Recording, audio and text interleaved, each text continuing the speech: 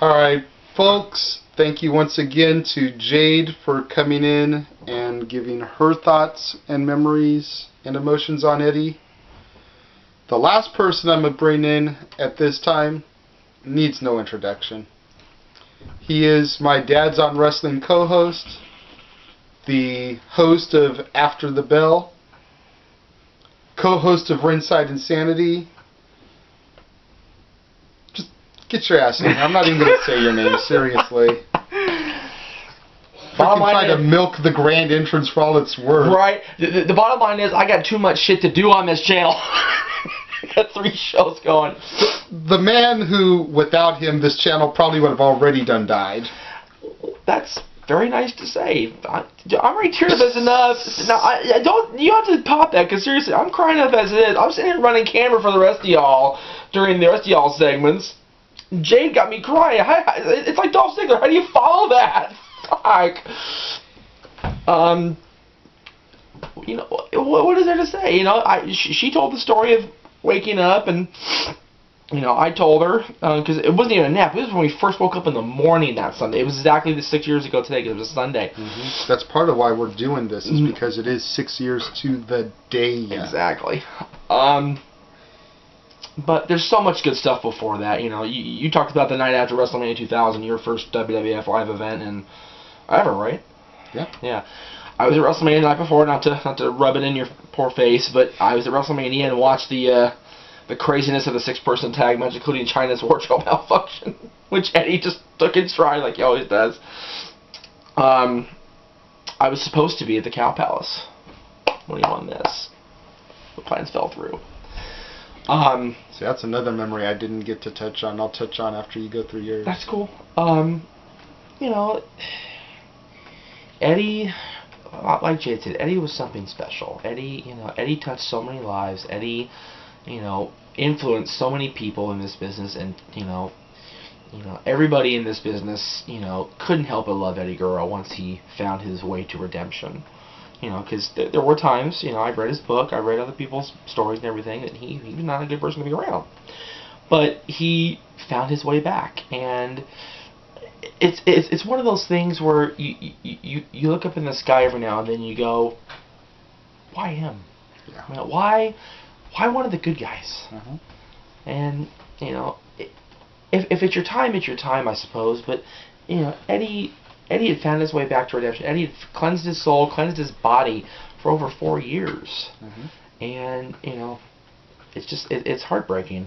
And Jade mentioned in her segment that meeting Vickie Guerrero was the closest thing to meeting Eddie, and it's the same thing with me. I saw him live a few times, but never actually got to meet him, or even get an autograph from him like you did when you mentioned the autograph thing. What you didn't mention, and I'll go ahead and tell that part, is JJ's up in the stands and Eddie's down there on the floor, and he basically passed the program down to him. Geez, he wanted to get the autograph so bad. No picture proof. On the floor backstage. Yeah, he was like on the floor in the backstage area of the Honda Center. The pond back then. It'll still be the pond. It's the Honda Center. We'll go with that. It sounds the same. He got the autograph, and for me, taking not only Jade, but taking my son to meet Vickie. And Dylan only knows the Vickie that we know now. Yeah. Dylan hasn't seen Eddie Guerrero on DVD because Jade can't watch it. She can't. It's hard for me sometimes. When we did the tribute show last year, after 5 years here in the apartment, she couldn't even come down. She refused. Well, she's not going to have much of a choice tomorrow, because I was telling her in the green room area that instead of watching tomorrow night's Go Home to Survivor Series Raw, I think we should watch the freaking Eddie Guerrero Raw, since it would be 6 years to the date that aired. Do we have that here? Yes, we do. Because I know I loaned my copy to Sharifa. Yes, we do. Okay, good. As long as we have it. And then on Friday, instead of watching SmackDown, we'll watch the tribute show. Eddie SmackDown. Yeah, because they were both taped 6 years ago today. And you guys, Jade mentioned waking up and seeing Raw, watching Raw and all that. You guys mentioned watching Raw and everything. I remember getting up on .com and watching Vince and poor Chavo, still in his Corinne White look, that hideous blonde hair, which we never saw that again, thank goodness. Yeah, after those episodes, he was back to being a regular Chavo. It's so bad that it took Eddie's death to get the Kerwin White gimmick to die with it. Good grief. It was also the first time we saw future World Heavyweight Champion Dolph Ziggler. That's true. Because that was Kerwin's caddy. That was Kerwin's caddy, yeah. And now Dolph Ziggler's with Vicky. Things that make you go, comes around. It does. Started with one Guerrero, and now he's with the other Guerrero. Yeah, and I loved that Vicky appreciated posing with this so much, because, you know, my replica belts mean a lot to me, and I have these grand plans for my belts, of course, but to have Vicky be able to pose with it with me, it was just awesome. And, you know, Jade was wearing this shirt because she wanted to have something Eddie for her, and I was wearing you're wearing that shirt and the belt during your part of it. That's right. We all got to meet her together. It was awesome. Well, you met her before, but I'm going around. I'm taking up too much time. No, it's okay. It's okay. You know, no one really got into the matches. Everyone's talked about the skits and what a joker he is. You know, since I've got my regular cohort with me right now, let's get into some of his best matches. God, you know. And the first one that pops into my mind is, without a doubt, a classic that if it wasn't for WWE Only the Library would probably be lost. Definitely. And that's Eddie versus Dean 2 out of 3 falls in ECW. Yes, that's on. Their final match in the promotion. Before they all went to WCW, that mass exodus. That match was incredible. I don't think a bad Eddie versus Dean match exists. No. And they feuded over the TV title with Paulie. They feuded, you know, over just being the better wrestler. And in a company like ECW, where that wasn't the norm for the longest time, they showcased the fact that, hey, you can have Sandman and Dreamer and, you know, or even all these guys just beating the holy hell out of each other with weapons and stuff, but we're going to wrestle. Yeah. And that's what we wanted. That's what we're paid to do. That's what we want to do. Exactly. And they paved the way for guys to come in like Conan, like Rey Mysterio, like Juventud Guerrero, like Psychosis. Yeah. All those guys came in after the WCW moved from Eddie and Dean and Benoit and Jericho and all that. And, you know, Ray talks about it in the book, and I am reading Rey Mysterio's book, by the way. I borrowed it off him. I'm being good. Ray talks about it. I actually bought it. It's true. but for as much crap as we give him for stealing Chavo's push, but still bought the book. But to be fair, we did buy it at the border sale, going out of business sale. Not supposed to give away all the secrets, Jeff. Yeah, you know, whatever. Ray talks about that Eddie, you know, influenced him in more ways than just the god-awful storyline in 2005 with Dominic and, you know, which made Aaron stop watching wrestling. For a long time. Not Rift, Aaron AA here in the house. Rift never stopped watching wrestling. You know, I will give him that, and I'm going to give the devil his due here. And when I was working for XMV, when Eddie passed, we did a tribute show then, like not too long after. Aaron called me in the morning. He gave me a couple hours to wake up. It was very nice of him to give me a couple hours to at least wake up that day first. And I'm getting texts and phone calls all day, like you said, coming back from the show, and it was crazy. Eddie versus Ray, 1997 Halloween Havoc, Mask versus Cruiserweight title. Definitely an epic. Match of the year for WCW. Yeah. Match of the year for any company. You put that up against anything any other company had, and they go, yeah, that's all right, I'm good. Then you went to WWF. You know, they had the European series with. Before you jump too far ahead into the WWF career, let's not forget about the Latino World Order. This is true. And the Filthy Animals, which were on Jade's shirt. Yeah, you couldn't really see. All you saw was like the rolling with on the thing, but the Filthy Animals were tag team. I know Eddie wasn't tag team champion with the Filthy Animals, but he was part of that crazy group of, you know, Ray and Conan and Eddie and Billy Kidman somehow in the group. Because Juventud was in there for a minute. In the LWO, yeah. I think he was in the Animals too after Eddie left, and maybe I think Conan got injured or Kidman got injured and started that feud with Hogan. That's true. Hoovy was in there for a minute, and I think even Disco was in the Animals for a minute, if I remember correctly. Knowing who was booking WCW at the time, it wouldn't surprise me. It wouldn't surprise me. You got that stuff. You've got, you know, anything WWF he's done except for, you know, Stat Boy approved. Stat Boy approved, according to Jay's rant. Is Stat Boy approved there? In the Fed. The storyline with China is his mamacita. China's Playboy And coming going out to and the him. prom. Yeah, China's Playboy coming out and him turning heel for the first time almost an entire year, because he was heel for a couple of months there at the beginning of the when the Radicals debuted. Not at first, but when Triple H convinced them of the ways of aligning with Triple H.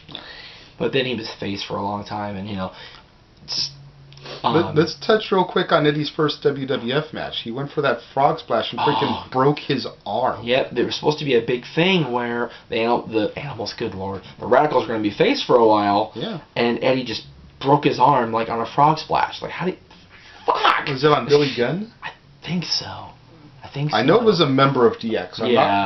I'm blanking. I think it was Billy Gunn. It was either Billy or Road Dogg, one of the two, because I'm pretty sure it was the Outlaws too. And he went for that frog splash and he just shattered his arm. It was awful. Freaking debut, first match with the company, and you're out with an injury. First week, you debut on Raw, and then you wrestle the next night on SmackDown, and it's over, just like that. You're in a sling for 3 months. That sucked. But luckily, he was able to be ready for Mania. Ready for Mania, and it was so cool because that was my first live event in 6 years. And the last event I went to was 1994 at WCW House Show. So I was looking forward to some decent stuff. Yeah, 2000 was actually a pretty big year for me as far as going to wrestling shows, because I got 2 WWF Raws, a WCW Thunder, and ECW Heatwave pay-per-view. And that was WCW's last trip out here, wasn't it? Yes, it was. Yes, it was. Before they... So I ended up going to 4 shows for 3 companies in that year.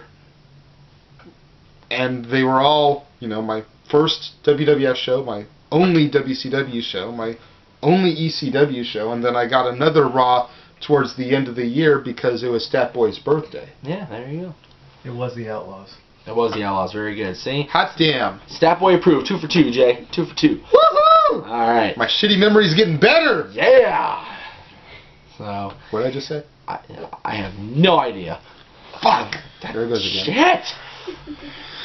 Anyways. Last time we did fucking edit. Start over, so we better stop. Well, also in WWF, another match that really stands out, and considering my current attitude, I can't believe I'm gonna put this match over. Okay. But the parking lot brawl between Eddie and Cena.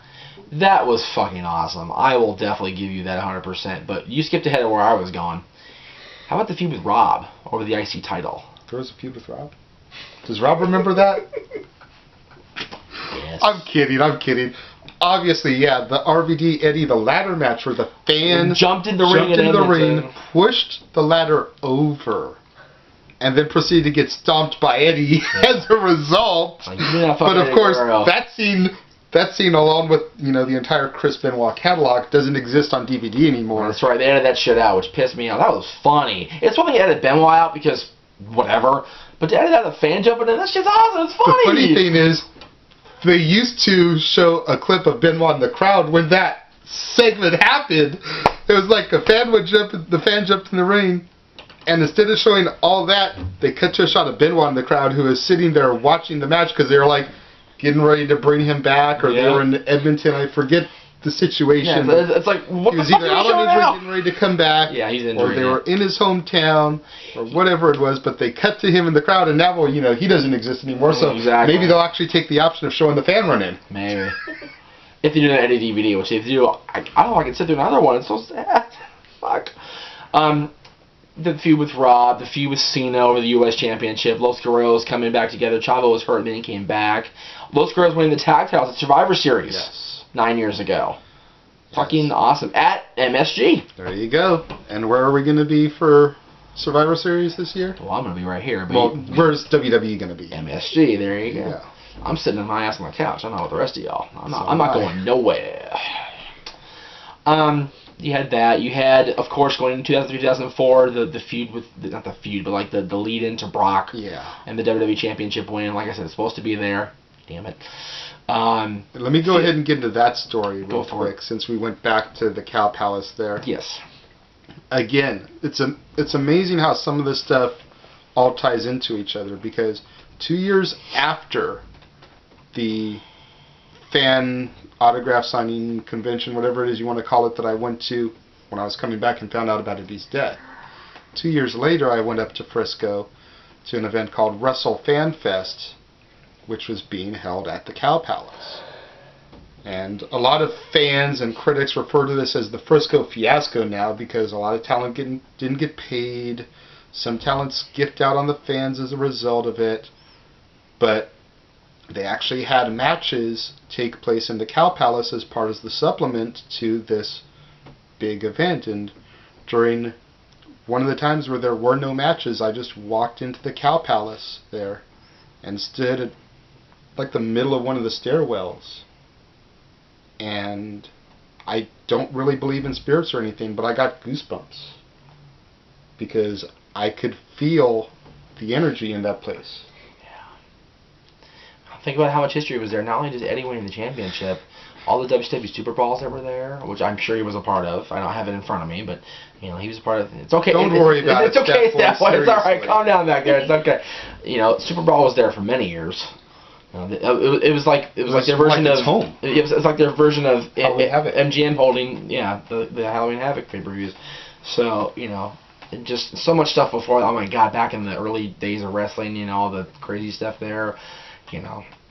California was a hotbed for the longest time, north and south. It's just one of those things though, where being a fan like I was, I could stand there on that well and look down at the ring that was set up, and I had this vision flashing through my head of that night and Eddie holding up the Mexican flag and celebrating with his mom and his brother and all that stuff. It was just unreal to me. I really want to get a nameplate and put it on here for days like this for Eddie, but I keep not having money when I want to. And then post his WWE title run, I think the next big place that you can go is his partnership / feud with Batista. Yeah, well, the Ray thing, but that was before. But yeah, we touched enough on it. We did, yeah. And then Batista, the stuff was awesome because it led him back down the right path and gimmick wise, storyline wise, to driving the low riders again and being out there and celebrating with the people, and he's going to be part of the Survivor Series team that year, and was he going to turn on Dave? Was he not going to turn on Dave? And that's right, no mercy. No mercy. That's right, because he had a chance. Everyone just assumed that Batista would be the obvious choice to turn heel, which is why I think that the Eddie tease was so brilliant, because size and weight wise, there's no question that Batista could have crushed Eddie Guerrero, but Eddie was just too crafty. Yep. He's like, are we really friends, or am I just coming after your gold, essay? And then we found out in No Mercy that there was golden heart left in him because he had the chance to cheat to win the World Heavyweight Championship, and he didn't do it.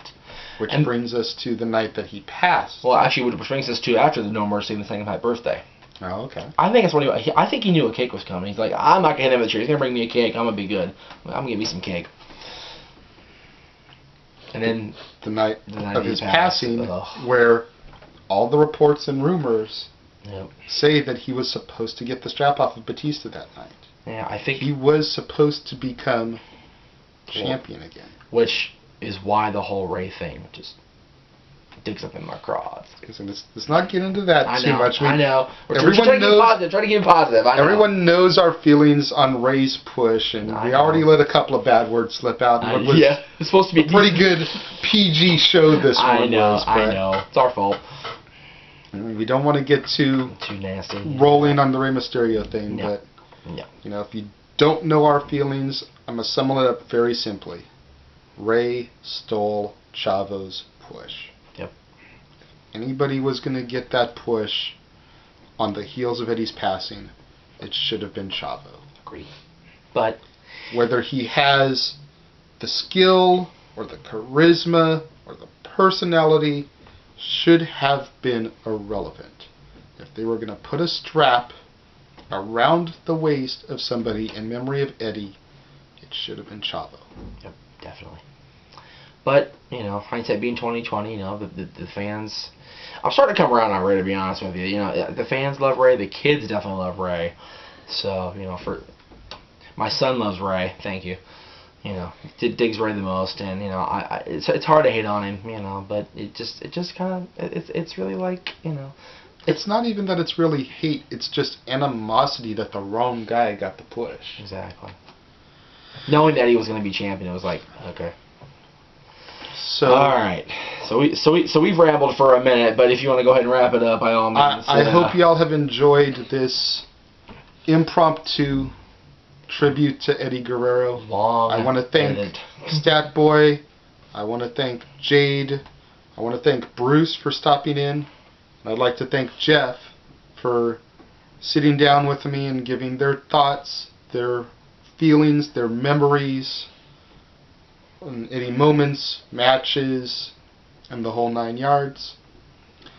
I am the Renegade of Wrestling, J.J. Williams, and I will see you either tonight or probably first thing tomorrow morning with TNA thoughts and hopefully a much happier episode. Yeah.